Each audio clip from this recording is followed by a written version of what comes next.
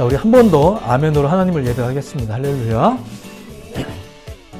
자, 오늘도 같은 자리에서 또 혹은 같은 영상을 보면서 같은 은혜를 누리는 우리 모든 예배자분들을 예수님의 이름으로 환영하고 축복해 드립니다. 자, 오늘은 강림절 2주차입니다. 예수님이 이 땅에 오셨다는 사실을 이제 미리 기억하고 그날을 맞이하고 준비하자는 이제 그런 주간의 두 번째 주일이죠. 자, 예수님이 왜 오신 걸까요? 자, 단순하지만 이 질문이 기독교 신앙의 본질을 이해하는데 굉장히 중요한 질문입니다. 왜 오셨을까? 자, 우리는 이에 대한 여러 가지 정의를 이미 가지고 있습니다. 자, 모두가 다 성경에서 찾아낸 것들인데 보통 세 가지로 정리가 됩니다. 자, 첫 번째는 하나님이 세상을 사랑하셔서입니다. 이게 기독교 신앙의 지지 기반이 되는 가장 큰 진리이기도 합니다. 그래서 믿음의 사람들이라면 모름지기 하나님이 세상을 사랑하신다는 것, 나를 사랑하신다는 것을 그 무엇보다도 믿어야 합니다. 하나님이 세상을 사랑하심을 믿으시기 바랍니다. 자, 이 큰 배경 하에서 두 번째 이유가 있다면 이런 거죠. 구원하시려고 오신 거예요. 그쵸? 나름대로 어떤 목적이 있으셨기 때문에 오신 거죠. 자, 성경은 이 세상이 죄에 빠져 있음을 지적합니다. 그 죄로부터, 뭐뭐로부터 이제 건져내야 될 존재들이 있는 거죠. 사실 사람들도 그 사실들을 이제 눈치채곤 했습니다. 이건 잠시 후에 더 세밀하게 이야기하겠습니다. 뭐뭐로부터, 그러니까 죄로부터죠. 여기서 건짐받는 것이 구원입니다. 이 구원 때문에 오신 거예요. 자, 한편 이런 생각도 해볼 수는 있어요. 이제 굳이 생각해 보는 건데, 꼭 죄에서 구원을 받아야 되나? 왜 꼭 죄에서 구원을 받아야 되나? 이 죄가 무엇보다도 여러분을, 그리고 세상을, 그리고 종국적으로는 하나님의 것을 타락시켰기 때문에 그렇습니다. 하나님의 것을 타락시킨 게 죄예요. 여러분들을 괴롭혔다, 힘들게, 아니, 그것보다 더 본질적으로는 하나님의 것을 타락시켰어요. 그래서 누구보다 먼저 하나님이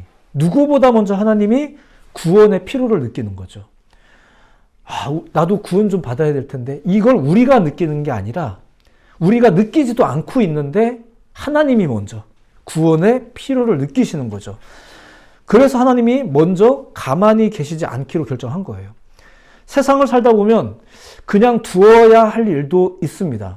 근데 두고 볼 수 없는 일도 있죠. 특히 죄가 그렇습니다. 우리는 그냥 넘어가도 될 것 같은데요 싶은 일인데 하나님은 아니야, 이거는 반드시 손 대야 돼 라고 말하는 게 죄의 문제라는 거예요. 저는 그냥 스케일링만 하러 왔어요 라고 말했는데 내 입을 쳐다본 의사 선생님은 아니에요, 그것보다 우선인 게 있어요, 여기 썩었네요, 이렇게 말한다는 거죠. 죄의 결과, 죄와 그 죄의 결과로부터 구원을 이루어야 된다라고 하나님이 더 먼저 간절하게 느끼는 거예요. 우리는 무감각해서 잘 못 느껴요, 사실은. 자, 어쨌거나 구원 때문인 거예요. 자, 세 번째. 예수님이 유일한 길이기 때문에 오신 거예요. 그러니까 다른 사람들이 온 적도 있었어요. 선지자들이 100년에 한 명꼴로 이렇게 왔었잖아요, 계속. 근데 이렇게도 안 되는 거예요. 우리가 구약을 봤잖아요. 이게 안 되는 거예요. 그래서 직접 인카네이션, 그분이 오신 거죠. 앞서 잠깐 얘기했듯이 사람들도 가끔, 어쩌면 더 자주 구원에 대한 필요를 느끼기도 했습니다. 본질적인 구원도 있지만 뭐뭐로부터의 구원, 뭐뭐로부터의 해방, 뭐뭐로부터 벗어나는 것, 이런 감각이, 이게 사실 구원 개념이거든요. 이런 감각이 우리들에게도 있어요. 왜 있는 걸까요? 오늘 아침 묵상에서 잠깐 언급했는데 하나님이 세상을 지으실 때, 창세기 1장의 내용입니다. 하나님이 세상을 지으실 때 첫째 날부터 셋째 날까지는 소위 구조 창조입니다. 그냥 첫째 날부터 여섯째 날까지 만들고 일곱째 날 쉬었다 우리가 이렇게 알고 있는데, 잘 보시면 첫째 날부터 셋째 날까지는 이제 스트럭처, 소위 구조를 창조하죠. 틀을 창조하는 거예요. 영역을 창조하는 거죠. 그 후에 넷째 날부터가 컨텐츠, 개체를 창조합니다. 왜 그렇게 했을까요? 그렇게 해야 개체가 안전하니까. 만약에 사람을 첫째 날 만드셨다고 생각해 보세요. 이렇게 뿅 하고 만들어졌는데 아무것도 없어요. 바로 죽는 거죠. 공기도 없고 땅도 없고 아무것도 없다고 생각해 보세요. 바로 죽는 거예요. 하나님의 창조는 그 순서와 질서에 있어서도 굉장히 지혜로우셨습니다. 자, 그런데 죄가 이 땅에 들어왔다고 그래요. 자, 불과 창세기에서 바로 한두 장 넘기면 바로 등장합니다. 이 죄가 들어온 이후 무슨 일이 벌어졌냐면은 뭐 이 개체들이 타락했다 이런 얘기도 있지만 사람들은 자신들의 탐욕을 따라서 새로운 구조를 만들기 시작했어요. 자연의 구조를 바꾸고 산을 깎고 성벽을 쌓아 올리고 그리고 더 나아가 계급을 만들고 신분을 만들고 뭐 부자와 가난한 자 이런 개념이 만들어지기 시작하고 이런 사회적 국가적 틀이 무분별하게 만들어지기 시작했죠. 구조가 만들어진 거예요. 구조가 만들어지기 시작했어요. 유익할 거라고 믿고 만들었는데 이상하게 그 안에서 불균형을 경험하는 사람들이 생기잖아요. 그러니까 그 사람들이 구원을 갈망하기 시작하는 거예요. 불균형 속에서 구원의 필요를 인식하는 사람들이 생겨나기 시작한 거죠. 예, 그죠? 근데 더 안타까운 건 뭐냐면은 사람들은 그 구원마저 자신들의 방식으로 꾀하기 시작했다는 거예요. 무슨 말일까요? 신도 만들고 새로운 제사법도 만들고 종교체제도 만들고 그렇게 종교적이고 또 철학적인 틀까지 이제 새로 만들기 시작했습니다. 이미 있는 건 보지 않고 보려 하지 않고 계속 뭘 만들기 시작했어요. 그거 왜 만들었어요? 구원 때문이에요. 이거 하면 벗어날 수 있을 거라. 이거 하면은 후에 내가 죽더라도 우리 자손들은 괜찮으리라. 해서 우리가 계속 뭔가를 만드는 거예요. 어떤 장치들을. 지금도 마찬가지죠. 구원이라는 단어가 워낙 종교적으로 치부되다 보니까 그 용어는 덜 사용하는 것 뿐이지 사실 사람들은 여전히 누구나 구원을 추구합니다. 뭐뭐로부터의 벗어남, 뭐뭐로부터의 안전함, 뭐뭐로부터의 뭐 이런 것들. 어떻게 하면 이런 불균형 속에서 사실 우리가 만든 건데 이거 다 우리가 만들어 놓은 거잖아요. 우리가 만들어 놓은 이 모든 세상에서 불균형이 발견될 때마다 이렇게 힘겨운 삶이 발견될 때마다 고민이 들 때마다 아플 때마다 질병 앞에서 상황 앞에서 우리는 어떻게 하면 벗어날 수 있을까? 이거 아주 우리가 일상적으로 하는 고민입니다. 우리가 구원이라는 단어를 그냥 이렇게 생활 언어로 사용하지 않을 뿐이지 굉장히 일상적인 거예요. 이런 고민 하나 정도 없는 사람들이 없죠. 이런 고민으로부터 구원을, 진정한 해결을 갈망하죠. 죄가 들어온 후 우리는 본질적으로 구원에 대한 추구함과 그런 감각이 있습니다. 그래서 이곳저곳 기웃거리면서 돌파구를 찾는 거예요. 자, 근데 여기에서 더욱 큰 문제가 또 있어요. 또 이어져요. 뭐냐면은 그 구원을 필요하다고 여기지도 않는 것. 꼭 구원 받아야 돼? 그게 종교적인 거 아니야? 그 종교 믿는 사람들이 그래서 믿는 거 아니야? 아, 난 그냥 살래. 그냥 살아도 될 것 같은데. 이런 것들. 자, 그래서 하나님이 먼저 움직이는 거예요. 그래서 우리를 이해시키기 전에 하나님이 먼저 움직이는 거죠. 우린 이해가 안 될 수도 있고 그런데도 불구하고 하나님이 먼저 움직이시는 것. 구원을 이루기 위해서는 항상 하나님이 먼저 우리를 사랑하셨다. 우리가 아직 죄인 되었을 때 주님이 먼저 사랑하셨더라라는 이야기가 성경의 이야기죠. 구원을 위해서도 하나님이 먼저 움직이시는 거예요. 사람들이 바래서? 아니요. 그분께서 먼저 그걸 느끼고. 자, 그렇게 성경은 유일한 길과 진리와 생명이신 분으로 예수님을 소개하고 있고 그분이 오셨다라고 이야기를 하는 거예요. 다른 이로서는 구원을 받을 수 없나니 천하 사람 중에 구원을 받을 만한 다른 이름을 우리에게 주신 일이 없다. 하나님은 구원을 목적으로 유일한 존재를 이 땅에 보내신 것입니다. 오늘날 우리는 그 예수님이 이 땅에 왜 오셨는지에 대해서 꾸준히 저 옛날에 다 들어봤어요. 이게 아니라 때가 되었으니까 또 특별히 지금 같은 때죠. 이럴 때 더욱 그 사실들을 유념하고 생각하고 묵상해 볼 필요가 있는 거죠. 오늘도 우리가 바로 이와 관련된 이야기를 지금 나누려고 하는 것입니다. 자, 오늘의 말씀을 본격적으로 들어가기 전에 좀 지저분한 얘기긴 한데 이제 이 설교를 준비하다가 제가 한 사건이 좀 떠올라서 이제 그걸 좀 소개해 드릴까 합니다. 오늘의 말씀을 위한 좋은 이해가 될 것 같아서 제가 몇 년 전에 그 선교팀을 데리고 필리핀의 한 섬에 갔던 적이 있어요. 갔는데 어느 날 아침 일찍 제가 지금도 뭐 매일 쓰고 보내드리는 묵상이 있는데, 이제 그때도 하고 있었거든요. 아침 일찍 노트북을 가지고 바닷가에 나가서 묵상하고, 이제 독자들에게 글을 다 보내고, 잠깐 바닷가에 이제 멍하니 앉아서 풍경을 좀 즐기다가 이렇게 들어갔는데, 들어와서 보니까 USB가 없어진 거예요. 제가 해변에 앉아서 작업할 때 아마 이제 사용했던 건데, 그때 잃어버렸던 것 같습니다. 그래서 부랴부랴 이제 바닷가로 찾으러 나간 거예요. 마침 이제 깨어있던 한 청년이 있어서 같이 일어나서 이제 모래사장을 막 이렇게 돌아다니면서 찾았는데, 뭔가 검은 게 보인다 싶으면 가서 달려가는 거죠. 달려가서 이렇게 집어보면 이게 똥이에요. 개똥. 말라 비틀어지고 검은색이라 다 USB처럼 생겼어요. 그래서 근데 계속 찾다 보니까 계속 보이는 거예요. 이 동네 개들이 다 그 바닷가에 나서 똥을 싸나 봐요. 아침에 이렇게 태양이 못 떨어지게 떠오르고, 뭐 아름다운 해변에 앉아서 묵상하고, 뭐 폼나게 바닷가를 걷고, 뭐 모래사장에 글씨도 쓰고, 뭐 사진도 찍고 이러는데, 그 속은 다 똥, 막 이런 거. 여기에서 어떻게 USB를 찾나 싶으면서도 이제 저는 그래도 포기하기가 좀 어려우니까 계속 그 USB 같이 생긴 것들을 확인해야 되고, 들어보고 만져보고, 왜냐하면 전 제 걸 찾아야 되니까요. 함께 있던 청년은 아마 이제 저처럼 간절하진 않았을 거예요. 저는 굉장히 간절했어요. 굉장히 간절했기 때문에 계속 집었다 놨다, 이게 혹시 USB는 아닌가 이러면서 하는 거죠. 그러다 결국 찾았거든요.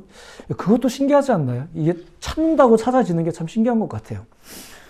노력은 많이 했지만 노력해도 안 되는 게 있는데, 거기에서 이 잃어버린 USB를 찾는다는 게 대단하지 않나요? 이제 그것도 이게 제대로 살피지 않았으면 똥인 줄 알고 지나쳤을 거예요. 제대로 살피지 않으면 그게 똥인지 USB인지. 워낙 USB처럼 생긴 똥이 많아서. 근데 결국 찾았어요. 그리고 그 기쁨이 크죠. 그때 굉장히 많은 생각이 드는 거예요. 오늘 설교를 위해서 또 생각을 다시 정리하다 보니까 뭐 이런 식으로 좀 정리가 되더라고요. 똥 얘기를 해서 정말 죄송하죠. 첫째는 이렇게 아름다운 바닷가 해변인데 해집어 보니까 물론 모든 해변이 다 그런 건 아닐 거예요. 그리고 실제로 그 섬도 굉장히 아름다운 섬입니다. 항상 또 가고 싶은 마음이 있는 그런 섬이에요. 그곳에 있는 부족민들, 선교사님들, 또 함께 헌신했던 청년들과의 추억, 이런 것들이 있기 때문에 참 그리운 곳이에요. 제가 똥이 그립은 건 아니에요. 근데 정말 아름다운 곳이에요. 근데 그 아름다운 해변을 파헤쳐 보았을 때 그 안에 가득한 것. 이 아름다운 세상이지만 파헤쳐 보면 그 안에 가득한 것. USB를 닮았지만 아닌 것. 둘째가 바로 그거예요. 그게 굉장히 제가 찾는 것과 닮아 있다라는 거. 제가 찾는 것과 닮아 있는 것이 그 아름다운 세상 속에 많은 거예요. 그것 때문에 너무 헷갈리고 너무 화가 나고 실망스럽고 더러운 거예요. 그냥 이 바닷가를 즐기고 뭐 이런 거에 관심 없는 사람들이 그냥 즐길 만큼 즐기면 되세요. 근데 저처럼 진짜를 찾고 싶어 하는 사람들은, 뭔가를 진짜 내 것을 찾고 싶어서 막 헤집어 보는 사람들은 오히려 실망이 더 커요. 안 찾으면 몰라요. 그냥 적당히 즐기면 되니까. 근데 뭔가를 찾으려고 헤집어 보니까 이게 너무 실망을 안겨주는 거예요. 이 아름다운 바닷가가 나한테 실망을 막 안겨줘요. 이 바닷가는 모두에게 실망을 안겨주진 않아요. 그런데 진리를 추구하는 사람들에게는 실망을 줄 수도 있어요. 왜냐하면 그 속에 그냥 봐서는 안 보이는 것들이 가득하니까. 무언가를 찾는 사람들, 추구하는 사람들을 괴롭히는 것. 어떻게? 너무 닮아서. 다시 말씀드리지만 그냥 바닷가를 즐기는 사람들이라면 상관없어요. 하지만 USB를 찾아서, 진리를 찾아서 바닷가를 헤집는 사람들에게는 그렇지 않아요. 그걸 추구했다는 사실 때문에 오히려 더 고통받고, 그걸 추구했기 때문에 오히려 더 고단해요. 그리고 실망해요. 더러워요. 그것도 제대로 보지 못하면 또 진짜를 또 지나치기도 해요. 바로 옆에 있는데도. 진리를 추구하는 자들을 괴롭히는 것들이 그 속에 잔뜩 도사리고 있는 거죠. 무언가를 추구하는 사람들만 괴롭히는 거. 자, 세 번째는 그럼에도 불구하고 이제 저는 그만둘 수 없었다는 거예요. 왜냐하면 당연히 USB는 제 것이니까 그렇습니다. 그리고 사실은 그 USB에 담긴 것 때문에 그렇습니다. 그 안에 담긴 것 때문에 그게 귀한 거지. 이거 그냥 사면 돼요. 몇 푼 안 돼요. 예, 그러면 되는데 그 안에 담긴 게 귀한 거죠. 그 자그맣고 똥같이 생긴 장치 자체가 중요한 게 아니라는 거예요. 그 안에 담겨진 것. 저는 그걸 되찾고 싶었던 거예요. 저의 오래된 습관 중에 하나는 바로 메모를 남기는 겁니다. 저는 이제 늘 노트북과 핸드폰을 끼고 지냈는데 그러다가 이제 노트북을 떨어뜨리거나 바이러스 때문에 고장이 나면 상실감이 굉장합니다. 그 비싼 기계도 아깝지만 그 남겨놓았던 글과 고민들이 너무 아까운 거예요. 물론 하나님은 또 새로운 지혜로 채워주시겠지만 저에게 주어졌던 뭐 여러 가지 그 흔적들과 또 지난 수년간의 설교문들 이런 것들 레포트가 다 날아갔다고 생각하면 너무 아까워요. 때로 이것은 이제 직무유기처럼 느껴지기까지 합니다. 내가 잘 보존을 못했구나 이런 생각이 들기까지 해요. 되찾을 수만 있다면 찾아야죠. 아무리 비싸도 가능하다면 하드를 복구해야 돼요. 그래야죠. 그것도 기왕이면 바로 해야 됩니다. 잃어버린 후, 직후 최대한 빨리. 제가 USB 찾겠다고 또 1년 지난 다음에 거기를 다시 갈 수는 없잖아요. 그러면 그 해변가의 USB는 어딘가에서 하나로 존재하겠지만 그걸 닮은 애들은 더 많아졌을 거 아니에요. 그러니까 잃어버렸다고 느꼈을 때 바로 찾아야 되는 거예요. 헷갈리고 더럽고 귀찮고 실망하기를 계속하지만 즉각적으로 바로 찾아야죠. 감사하게도 바로 찾았고요. 좀 더러운 이야기를 해서 죄송합니다. 하지만 잃어버린 것을 찾는다라는 의미가 뭔지에 대해서 이제 생각해 볼 만한 이야기지 않았나 싶어서 소개를 해드렸어요. 왜 하나님은 우리를 찾으실까? 자, 오늘 본문은 아시는 분도 많겠지만 간단하게 설명을 해드리자면 이런 겁니다. 예수님이 삭개오를 만난 이야기죠. 이 이야기를 먼저 잠깐만 소개해드리면 이런 겁니다. 이 이야기는 유일하게 누가복음에만 기록이 되어져 있습니다. 자주 소개해드렸지만 예수님이 갈릴리 사역을 마치고 마지막으로 십자가의 여정을 위해서 예루살렘으로 가실 때 이제 순탄하지 못했습니다. 이 얘기를 자주 드렸기 때문에 결국 멀찍이 돌아서 이제 가는 상황이 됐는데 그 돌아가는 여정의 끝자락에서 만난 사람이 바로 이 삭개오였습니다. 그러니까 이 삭개오의 이야기는 마태복음, 마가복음, 요한복음에는 없습니다. 오로지 누가복음에만 있어요. 그것을 기록하고 있는 책이 누가복음이죠. 그러니까 이 사람에 대한 이야기가 없어도 사실은 누가복음은 복음서로서의 기능을 충분히 할 수 있는데 굳이 누가복음의 저자는 이 사람 이야기를 들려주는 거예요. 왜 들려줄까요? 뭐 들으라고 이야기를 꺼낸 걸까요? 이 사람과의 만남에서 다루어진 주제 때문입니다. 그게 예수님께서 직접 하신 말씀이기도 해요. 예수님에 대한 이야기예요. 그 사람에 대한 이야기가 아니라. 그래도 잠깐 그 사람을 소개해드리자면 이렇습니다. 그 사람은 세리장이었습니다. 세리장이 뭔지 아시죠? 세금 징수를 하는 사람들의 우두머리. 이제 그런 사람을 세리장이라고 합니다. 자, 그런데 당시 세리들은 로마의 막강한 공권력을 이용해서 자신들의 의도에 따라 자율적으로 세금을 이제 부과해서 징수하는 경우가 많았어요. 부정이죠, 부정. 로마 제국의 그 화려한 겉모습과는 달리 그 속에는 이런 부정한 일들이 많이 있었고 세리는 바로 그 부정함의 일부 같은 그런 업종이었어요. 그리고 삭개오는 그 그룹의 장이었고요. 그렇게 많은 세리들이 부정한 방법으로 자기 부를 축적하고 있었죠. 자, 누가복음의 저자가 삭개오를 굳이 부자라고 칭한 걸 보면 삭개오 역시도 이러한 부정의 반열에 있었던 것이 분명합니다. 후에 또 삭개오 본인도 얘기하고요. 자기가 그렇게 부정을 했었다라고. 자, 그래서 세리라는 이 직업은 유대인들, 유대 사회에서는 죄인으로 취급받던 그런 직업이었습니다. 그리고 당시 유대인들은 그 죄인을 어떻게 취급했나요? 어떻게 그를 상대했나요? 정말 똥처럼 상대했어요. 아니, 상대를 안 하려 했어요. 일반적으로 그랬습니다. 자, 그런데 그런 삭개오를 예수님이 만났다는 것은 딴 사람은 모르겠는데 유대인들한테는 이슈거리인 거예요. 도대체 저 사람을 왜 만나나? 왜 저 사람 집에 가겠다고 하나? 왜 저걸 자꾸 들었다 놨다 하나?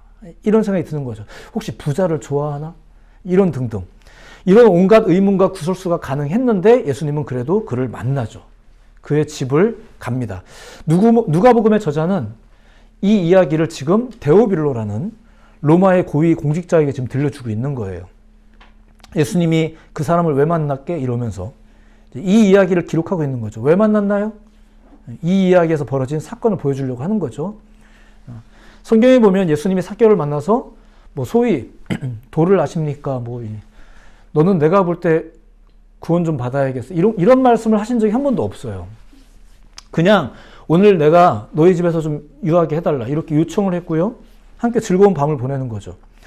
예수님의 이런 요청만으로도 그가 기뻤던 것은 첫 번째, 자신을 인격적으로 대해 주셨기 때문에 그렇습니다. 앞서 얘기했지만 그 세리라는 업종 때문에 특별히 유대인들은, 이방인들이야 뭐 어떤지 모르겠지만 유대인들은 특히나 자기를 어떻게 보는지 자기 자신도 알고 있었거든요.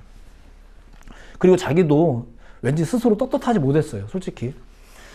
근데 앞서 얘기했듯이 누구나 뭐뭐로부터의 구원을 갈망하거든요. 삭개오도 그 유명한 예수님 좀 한번 보겠다고 했었는데 쉽게 안 되잖아요. 치부가 있으니까. 당당하게 나서기도 어렵고 더군다나 키도 작고 막 이러니까 이게 쉽지가 않았는데 오히려 이런 자신을 예수님이 보시고 내가 너희 집에 유하겠다 이렇게 말씀을 하신 거예요. 얼마나 신나고 좋아요. 그리고 그분이 결국은 어떻게 돼요? 자기의 영역으로 들어오죠. 내가 그분에게 간 게 아니라 그분이 내 영역으로 들어오셨어요. 함께 식사를 한다는 것이 이게 얼마나 놀라운 일이에요. 나 같은 사람한테 내 영역으로 주님이 찾아오시는 것. 내가 매주 하나님의 교회에 가는 것도 복된 일이지만 내 삶에 하나님이 오셨다는 게 이 믿는 자들에게는 큰 기쁨이 됩니다. 큰 기쁨이 되시기를 소망합니다. 그렇게 오셨어요. 오늘날에 많은 사람들은 목사님이 우리 집에 오는 것도 막 싫고 불편하고 이런 것들도 많잖아요. 근데 이 삭개오는 간절했거든요. 자, 어쨌거나 그렇게 오셨는데 앞서 얘기했듯이 예수님은 뭐 도를 아십니까? 뭐 이런 거 안 했어요. 특별 세미나 이런 거 안 했습니다. 오히려 삭개오가 먼저 갑자기 자발적으로 어떤 말을 꺼내 들었어요. 그게 8절입니다. 자, 함께 읽어봅시다. 자, 오늘 8절 본문인데 8절 말씀 한번 같이 읽어봅시다. 이거 예수님이 무슨 설교한 다음에 나온 반응도 아니고 그냥 그 사람이 한 말입니다. 같이 읽어볼게요. 시작. 삭개오가 서서 주께 여짜오되 주여 보시옵소서 내 소유의 절반을 가난한 자들에게 주겠사오며 만일 누구의 것을 속여 빼앗은 일이 있으면 내 갑절이나 갚겠나이다. 아멘. 이게 보시면 알 수 있지만 이건 예수님이 시킨 일이 아닙니다. 삭개오 본인이 그렇게 하겠다고 고백한 겁니다. 이것은 삭개오가 저 착하게 살게요. 앞으로 좋은 일 많이 하고 살게요. 뭐 이런 고백처럼 보이기도 합니다만 이런 맥락으로 이해를 해주세요. 이런 맥락으로 보셔야 됩니다. 그동안 내가 하던 일, 또 자기와 같은 세리들이 뭐 세리가 다 그런 건 아니었겠지만 일반적으로 세리 같은 사람들이 일반적으로 그렇게 하고 있었던 일들, 그 부정한 일들, 그게 뭐라고요? 타인에게 부당한 세금을 책정해서 자기 부를 쌓던 것들. 자, 이런 것들로부터 벗어나겠다고 고백하는 거예요. 나 이제 뭐뭐로부터 벗어나겠다. 그렇게 살지 않겠다. 지금 그는 스스로 뭐뭐로부터 벗어나는 삶을 지금 결단하고 있는 거예요. 구원이 지금 펼쳐지고 있는 거죠. 스스로 구원을 받고 있는 건가요? 그건 아니에요. 그러자 예수님이 이렇게 이어서 말씀해 주십니다. 들어보세요. 예수께서 이르시되 오늘 구원이 이 집에 이르렀으니 이 사람도 아브라함의 자손이미로다. 자, 이게 지금 삭개오가 갑자기 착해져서 갑자기 구원을 결단해서? 아니죠. 이 일이 벌어진 이유가 뭐예요? 삭개오의 영역에 누가 들어와서? 예수님이 들어와서. 그래서 10절 말씀이 이어진 거예요. 삭개오가 지금 뭐 헌금 많이 해서 막 축복기도 해준 거예요? 아니죠. 뭔가를 뭐 시켰어요? 아니에요. 예수님은 지금 삭개오가 자신을 만남으로 인해서 지금 얘가 나를 만나더니 자기 영역에 내가 들어왔다는 이 일이 쟤한테는 굉장히 기뻤나 봐요. 이 만남이 저에게 어떤 변화를 이끌었는데 그 변화가 뭐라고? 이전에 살던 방식으로부터 벗어나야겠다라는 고백으로 이끌어진 거예요. 그게 구원이었거든요. 이미 그에게 구원의 일이 벌어지고 있음을 또 더군다나 예수님은 아셨어요. 그래서 이렇게 선언해 주셨죠. 구원의 이유는 삭개오에게 있는 것이 아니라 예수님에게 있는 겁니다. 예수님을 만나면. 그것이 예수님 스스로 밝힌 이유예요. 10절. 인자가 온 것은 잃어버린 자를 찾아 구원하려 함이니라. 그래서 이 집에 온 거예요. 내가 니네 집에 가도 되겠니? 나 그렇게 하고 싶은데 하고 이야기를 꺼내는 거죠. 시간 있으세요? 인상이 참 좋으신데요. 이런 거 안 하잖아요. 이런 거 한 게 아니라니까요. 언뜻 보면 예수님은 뭘 하신 게 없습니다. 그냥 삭개오 혼자서 신났고 혼자서 회개하고 혼자서 돌이키고 혼자서 결단한 거예요. 다만 이런 일이 왜 벌어졌다고요? 구원을 이루시는 예수님을 만났기 때문에 그런 거예요. 예수님은 지금 저처럼 설교도 한 번 안 하셨고 그를 설득도 안 하셨습니다. 그런데 구원받는 일이 일어났습니다. 삭개오가 구원을 위해 이 땅에 오신 예수님을 만났기 때문에 그렇습니다. 누가복음의 저자는 데오빌로에게 그걸 말해주고 싶은 거예요. 그가 가르친 철학과 그가 가르친 가르침의 내용을 당시에 그 헬레니즘 시대에 온갖 철학이 범람하던 시대에 또 다른 철학을 소개하고자 함이 아니라 그 사람을 소개하는 거죠. 그 사람과의 만남을 소개하는 거예요. 그 사람이 어떤 말을 했다가 아니라 그 사람을 소개하는 거예요. 말씀을 그냥 이렇게만 정리하려고 합니다. 그래서 오신 겁니다. 사랑하셔서 독생자를 보내셨고 이 세상에 구원이 필요했기 때문에 독생자를 보내신 거예요. 더군다나 그 독생자가 유일한 길이었기 때문에 하나님이 독생자를 우리에게 보내주신 것입니다. 우리는 지금 강림절을 보내고 있습니다. 이 시간을 보내면서 성탄절을 우리가 맞이할 겁니다. 성탄절이 이제 어느 순간부터 백화점의 언어가 되고 뭐 빼빼로 팔 때 하는 것처럼 또 다른 어떤 상업의 수단이 되고 이렇게 많이 변질되어져 가고 있는데 그렇지 않다는 것을 우리가 이 기간을 보내면서 좀 알아야 되지 않겠나.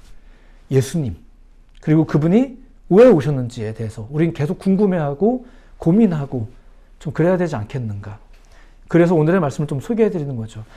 무엇보다 본인이 이렇게 얘기했습니다. 잃어버린 걸 찾으러 왔다. 잃어버린 것을.